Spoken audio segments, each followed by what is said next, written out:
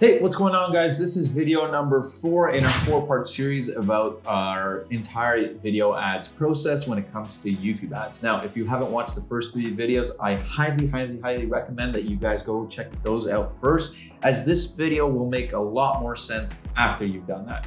Now, if you've already done that, let's just jump into this video where we're going to be covering media buying when it comes to YouTube ads. Now, this isn't going to be a granular how-to guide on media buying. Obviously, we have a ton of videos on this channel that do exactly that. And we also have our coaching program that goes into that as well. In this video, we're just going to be covering exactly what we do when it comes to YouTube ads, testing out the creative process, testing out the videos that we learned about in the previous videos, and figuring out how we can take those ads and figure out what the winners are and how we can start scaling those winners. So without further ado, let's jump into this video.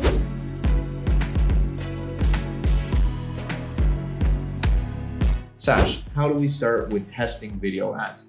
Got it. So at this point, you've gotten your video creatives ready. And now we get into a really common question, which is how do I test new video ads in my Google Ads account, right? How do I test these new YouTube ads without affecting the performance of my winning campaigns? So a lot of this depends on what's happening right now. If you're starting from scratch, essentially you're going to be testing various campaigns. You might have 3 to 5 ads in there in each campaign.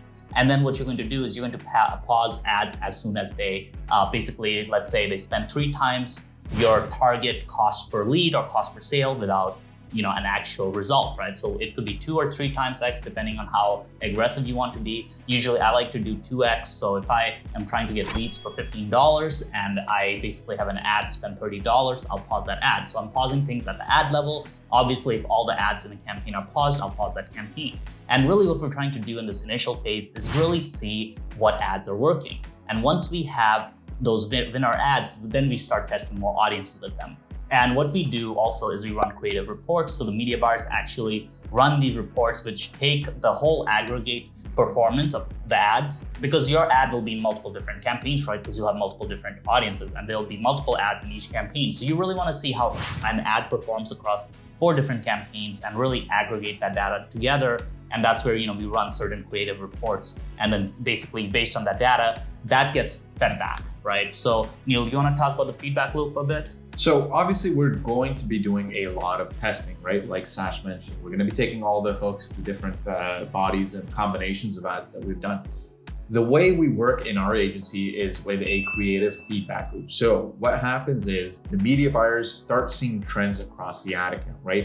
Obviously certain ads are going to be doing a little bit better than other ads. And if you guys recall from video number 3, we are combining a bunch of ads with, say, similar hooks, right? So you may get 4 different ads with the same exact body, but 4 different hooks, right? And that's what makes 4 different ads. So what our media buyers will do is start looking at the data and start finding patterns with those ads. Maybe you see that hook number 3 is performing well with all of the different bodies, right? And it's performing well across several audiences. So what our media buyers will do is contact our creative coordinating team and the creative coordinators and tell them, okay, look, hook 3 and 4 are doing really well. Can we get ads based on those hooks? So what our creative team will then do is take hook 3, say the one that's working best, and then make a body around that hook and then make a call to action around that hook. And then once they've done that, they will also go into the editing phase. If you guys remember from the editing phase, we said, have some ads with captions, some without, some with background music, some without, with different styles of editing, different settings and all that fun stuff. That's where you take the data that the media buyers are finding and then continue to develop those ads, right? So it's almost like a cycle. So you get ads that work, then you make more ads based on the preliminary factors of the initial ads. Then once you find those out and that seems to start doing well, then you go back and then you start adding the little, what we call the spice, the little captions, the background music and all that stuff. And then once you figure out, okay, that's also working, then you can start, messing around with things like different settings, voice actors, and all of that fun stuff. But this is all contingent on this feedback loop, right? You want to make sure that you're constantly testing you're testing appropriately, that means you're giving each campaign the 2 to 3x CPA, and that you're communicating back to your creative team, right? YouTube ads as a process, testing ads isn't just a one-time thing. You can't just film one ad, test it, and then expect to get a winner. It's very, very difficult if you do that. So it is an iterative process. You have to do a lot of back and forth. And if this is something that you guys think is way too much work and you would rather just somebody else take care of it, well, that's where we come in. Our agency services do exactly this, where we come up with the ad ideas for you, we script them, and then take the ads that you guys film, or sometimes we even film the ads for you, and then we run and test them. And we have this internal loop ourselves.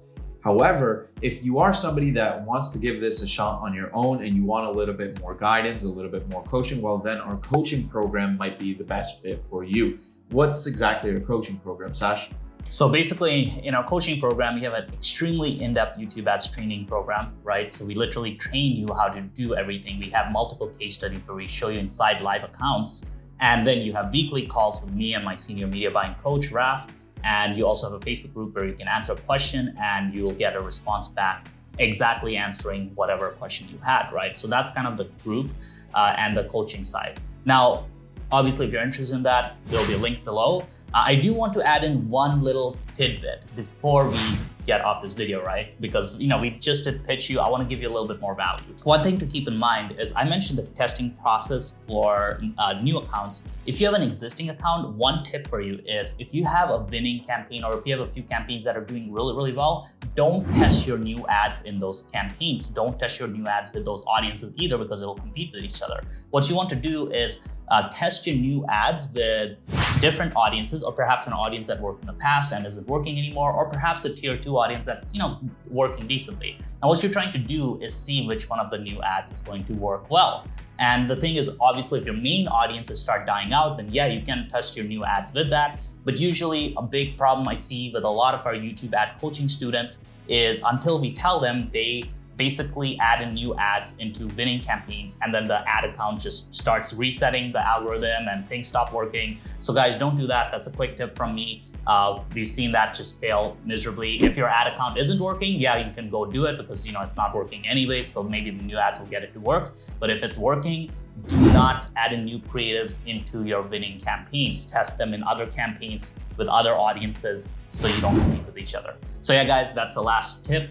Make sure to hit the subscribe button and the notification bell so you can be informed of the next video we drop. And that concludes it for this series.